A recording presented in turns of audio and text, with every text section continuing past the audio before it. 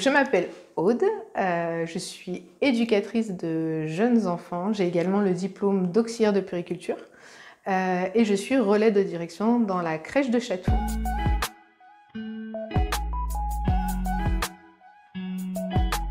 On fonctionne par roulement, donc toute la semaine, on a des horaires fixes, donc vraiment avec des jours bien définis. Donc selon l'horaire, on a une organisation et un positionnement dans l'espace. On a les accueils de 8h du matin jusqu'à à peu près 10h15. Pendant ce temps-là, il y a aussi des activités qui sont mises en place avec l'ouverture des dortoirs. Ensuite, il y a les repas. On fonctionne, nous, sous forme de self. Donc c'est vraiment l'enfant qui vient en autonomie, qui va chercher son plateau, etc. Donc ça c'est assez sympa. C'est pas nous qui décidons quand est-ce qu'il va manger, c'est lui qui vient vers nous pour nous dire qu'il a faim. Là on respecte vraiment le besoin de l'enfant et son rythme. Et ensuite voilà, nous on a organisé sous forme de boucles avec des petits dessins, des pictogrammes au sein de la salle pour qu'il puisse voilà, d'abord se laver les mains. Ensuite il y a un petit meuble avec dessus les plateaux, repas, les couverts bien identifiables et les verres, les bavoirs. Donc chaque enfant va venir, va se servir donc avec plus ou moins d'aide et d'accompagnement de l'adulte en fonction de l'âge et de ses capacités. On va intégrer le fait qu'ils puissent se servir d'abord le froid et ensuite le chaud. Et après le repas, c'est eux-mêmes qui vont vers la poubelle, qui débarrassent les déchets et ensuite qui mettent dans un grand bac, les couverts et les verres, ensuite les assiettes.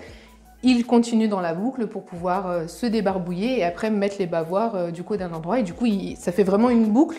Et donc la boucle est bouclée et ils peuvent aller jouer pendant que d'autres enfants du coup intègrent cette boucle-là. Les bébés eux sont dans les bras au tapis. Pendant ce temps-là, il y a encore une petite activité au dortoir pour les enfants qui patientent. Et après, il y a les couchers échelonnés, les réveils échelonnés, petits goûters et ensuite on enchaîne sur des activités jusqu'à l'arrivée des parents, des nounous, des grands-parents. J'ai une double étiquette parce qu'en plus d'être éducatrice de jeunes enfants, je suis relais de direction. Mais en tant qu'éducatrice, mon rôle principal, on va dire, c'est d'apporter tout le côté pédagogique donc, sur le terrain, que ce soit aux équipes et aux enfants. Donc de proposer de nouvelles activités adaptées aux compétences des enfants et surtout à leurs besoins.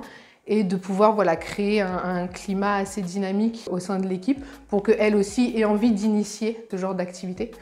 Donc ça c'est vraiment voilà, la grosse partie de mon métier. Après, je fais les soins d'hygiène et de confort. Il peut m'arriver d'avoir aussi ce côté, parce que je suis aussi auxiliaire de puère, donc d'avoir le côté vraiment plus pharmacie, médicale, traçabilité, etc. Mais voilà, c'est plus voilà, tout ce côté-là au niveau pédagogique. Donc nous on a des formations en interne aux Petites Canailles et nous voilà, on rediffuse un petit peu l'information et on fait en sorte que à travers le projet pédagogique aussi mis en place, qu'on puisse vraiment l'étoffer sur le terrain et nourrir les pros et les enfants de ça.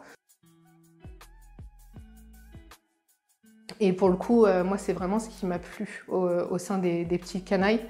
Il y a vraiment ce souci des professionnels, je trouve, que je n'ai pas retrouvé ailleurs. Et cette envie de les faire évoluer, de leur proposer des formations. Dès qu'on a un questionnement, dès qu'on a quelque chose, on peut tout de suite appeler quelqu'un et avoir quelqu'un qui peut nous répondre directement ou nous accompagner. Donc ça, c'est vraiment assez chouette. J'ai l'impression qu'on se sent quand même assez écouté aux Petites Canailles. Et ça, c'est quelque chose que moi, j'ai pas retrouvé ailleurs. Et oui, on a ce sentiment-là de pouvoir évoluer et que moi je me ferme pas la porte à me dire je suis éduque, peut-être qu'après je finirai au siège, peut-être qu'après il y aura d'autres choses qui s'offriront à moi si je m'en donne les moyens. En tout cas, on me ferme pas la porte, on me la laisse ouverte et à moi de pousser les bonnes portes.